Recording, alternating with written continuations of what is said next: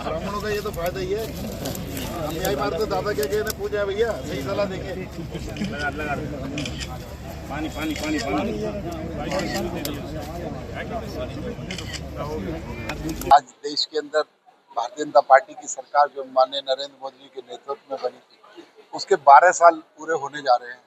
और प्रधानमंत्री जी ने 12 साल के अंदर किस तरीके से अपने कार्यकाल में पूरी दशा और दिशा चेंज करने का काम किया, उसके बारे में चर्चाएं हो, उसके बारे में कार्यक्रम हो, उसके बारे में जन कल्याण की नीतियों को लोगों तक पहुंचाने का काम हो, इस तरीके के कार्यक्रम। और एक SIR जो कि वोटों का शुद्धिकरण, 22 साल के बाद भारतीय जनता पार्टी की सरकार ने ये संकल्प लिया कि वोटों का शुद्धिकरण हो। जो लोग दुनिया छोड़कर चले गए हैं, जो नए लोग आए हैं, नए बच्चे युवा हो गए हैं, उनकी वोट बननी चाहिए, पुराने लोगों की वोट कटनी चाहिए। जो स्थानांतरण हो गया है उन लोगों की वोट में करेक्शन, इजाफा होना चाहिए, जहाँ रह रहे हैं वही वोट बननी चाहिए। तो इस तरीके का कार्यक्रम 15 जुलाई से लेकर जून से लेकर 14 जुलाई तक चलेगा। उस पर कार्यकर्ताओं की बैठक, BLO, BLA1 सब नियुक्त कर दिए गए और वो भारतीय जनता पार्टी जगह जगह जाकर उसकी बैठक लेकर उसका शुद्धिकरण कराने का। जब भी चुनाव आता है विपक्ष बड़े मुद्दे उठाता है कि मरे हुए लोगों की वोट डाल दी है जी, इस तरीके से करें। क्या SIR जब पूरी तरीके से क्लियर हो जाएगा तो इन चीजों में कहीं ना कहीं सुधार होगा? देखिए, 14 से पहले तो उन्हीं की सरकार थी और ये 22 साल बाद हो रहा है, उन्होंने नहीं किया।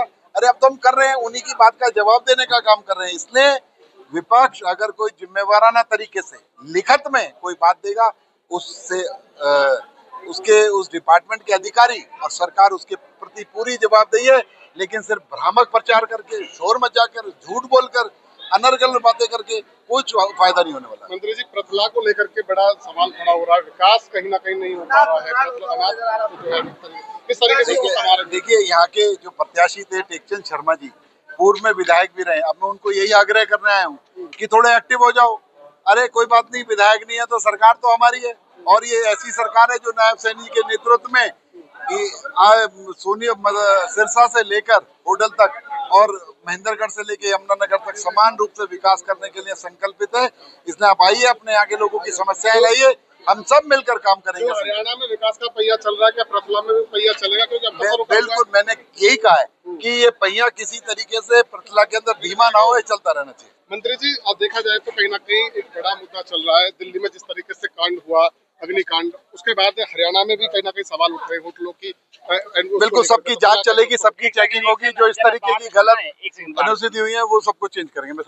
आज माननीय विपुल गोयल जी यहाँ पे आए थे और उन्होंने आज SIR का जो मुद्दा है, जो स्पेशल इन्वेस्टिगेशन है, रिवीजन, उसके अंदर बहुत से साथियों की वोट नहीं बनी है या बनी हुई है तो डुप्लीकेट बनी हुई है, उन सबको कटवा करके, जैसे कांग्रेस वाले लांछन लगाते थे कि भाई मरे हुए आदमियों की वोट डलवा दी, ये करा दिया, उन सबको ठीक कराने का ये 15 जून से लेकर के 14 जुलाई तक चलेगा। और हमारे साथी यहाँ पे आए हुए सभी, उनसे हमने यही बात कही है।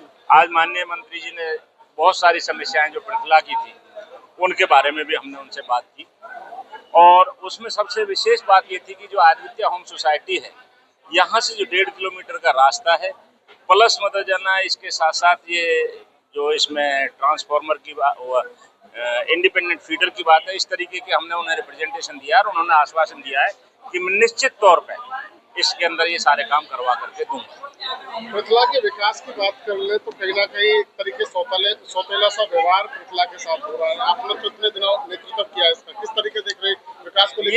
ये कुछ सच्चाई है आपकी बात में, इसमें कोई दो राय नहीं है कि हमारे यहाँ जो प्रभारी लगाए हुए थे वो भी कम टाइम दे पा रहे हैं।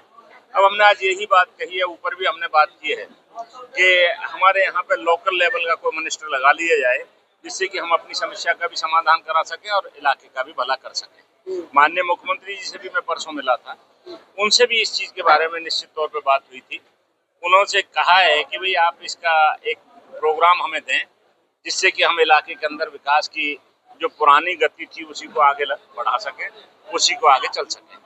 तो क्या माना कि जल्दी बातों के आश्वासन से और बातों से लग रहा है माननीय मुख्यमंत्री जी जो हर आदमी का विकास के बारे में, सबका साथ, सबका विकास और सबका सम्मान जो मुद्दा है, उसको लेकर के चलें। निश्चित तौर पर वो काम शुरू होंगे और बहुत जल्दी आपको इस चीज का रिजल्ट मिलेगा। देखो भैया, आप बिल्कुल ठीक कह रहे हो कि विकास की ब्यार तो 14 से 19 हमने 2500 करोड़ रुपए के विकास कार्य कराए थे।